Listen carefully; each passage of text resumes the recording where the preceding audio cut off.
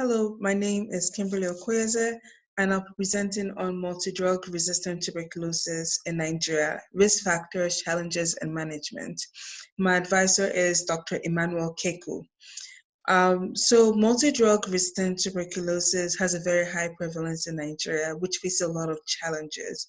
What is multi-drug resistant tuberculosis? So the first line treatment for tuberculosis are isoniazid, rifampin, pyrazinamide, and ethambutol.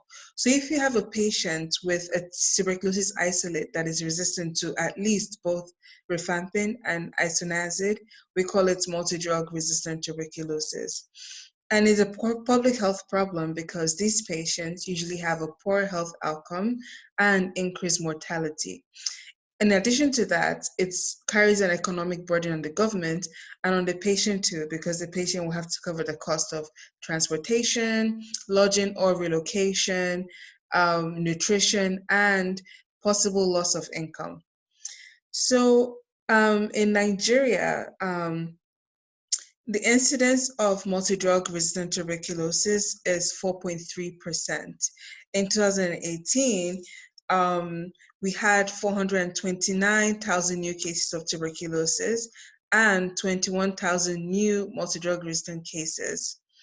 So one of the a committee that has been set up to address this issue in Nigeria is the National TB and Leprosy Control Program, with the mission of decreasing tuberculosis prevalence and mortality. One of the strategies that it follows is the DOTS program, which was proposed by the World Health Organization. So DOTS stands for Directly Observed Treatment, short course. So what it involves is the patient taking medicine under the supervision of a healthcare worker. The purpose of it is that the medicine will be given in the right dose and to promote adherence to the medication. So some of the elements that DOTS involve is political commitment for funding, case detection through quality assured bacteriology, standardized treatment with supervision and patient support, an efficient drug supply and management, and monitoring and evaluation system and impact measurement. So we need to make sure there's continuous funding, there's adequate efficient detection rates through sputum culture and drug sensitivity testing. We have to make sure there's adequate patient support. We're watching the patients take their medication and also addressing the issues that may stop the patient from taking the medication, and continuous supply of quality drugs and communication between the health sector and the health workers. So some of the risk factors of tuberculosis are proximity to contact, behavioral risk factors such as heavy alcohol use, smoking, intravenous drug use, poverty also, and overcrowding.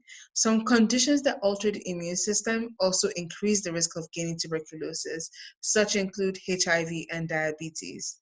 So more risk factors for multi-drug resistant tuberculosis are improper dosage, not adherence to treatment, poor quality of drugs, and short time of treatment. Another interesting risk factor is social isolation, because there's a relationship between social isolation and delay of treatment and not adherence.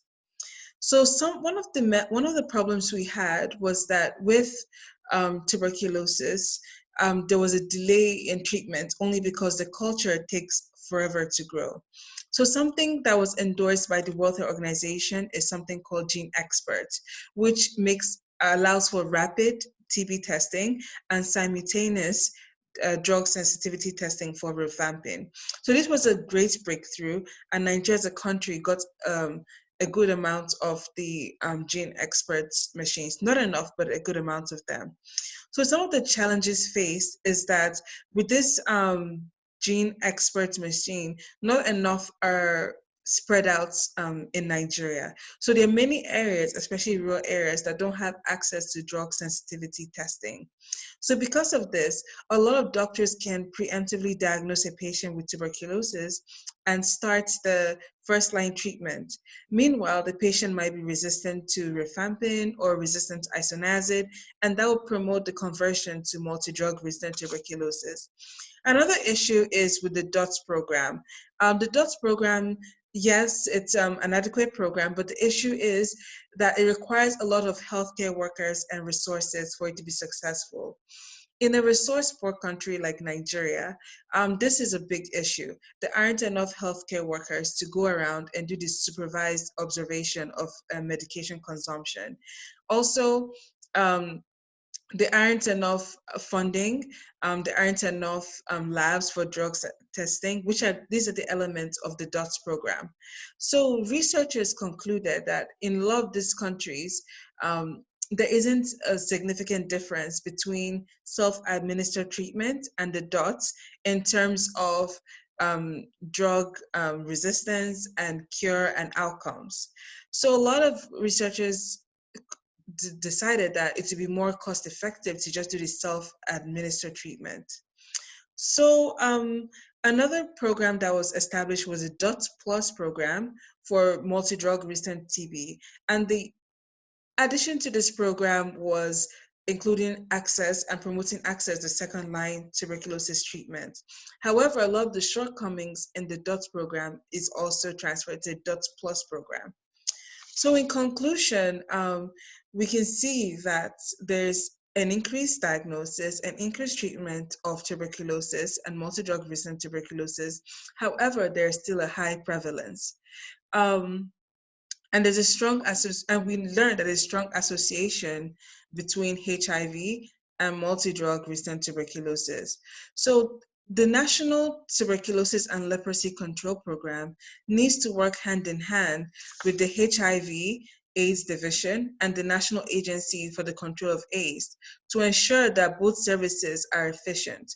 So this includes counseling for HIV patients, screening, treatment for these patients, because adequate treatment of HIV with antiretrovirals would prevent the acquisition of tuberculosis. In addition, adequate treatment of HIV would decrease the mortality from tuberculosis if acquired.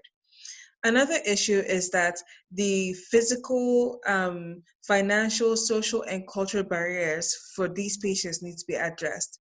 A lot of these patients are from rural areas and they do not have proper awareness or educational literacy to know that they need to go for this testing or receive these drugs.